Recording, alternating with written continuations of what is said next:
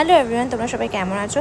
কাল রেডি হয়ে বেরিয়ে গেলাম রাম মন্দিরে যাওয়ার উদ্দেশ্যে। তো বিধাননগর পৌঁছে গেলাম, ওখান থেকে চলে গেলাম আমরা ব্যারাকপুর স্টেশনে। তো সেখানে বিরাট বড় রামনবমীর জন্য র্যালি বেরিয়েছিল, তো সেখানে একটু গিয়ে দেখছিলাম। তো দেন ওখান থেকে একটু লস্যি খেয়ে নিলাম।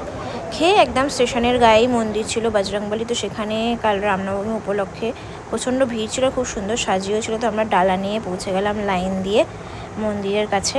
তো সেখানে গিয়ে সুন্দরভাবে ঠাকুর দর্শন করে আমরা পুজো দিয়ে দিলাম, দেখতে পাচ্ছ।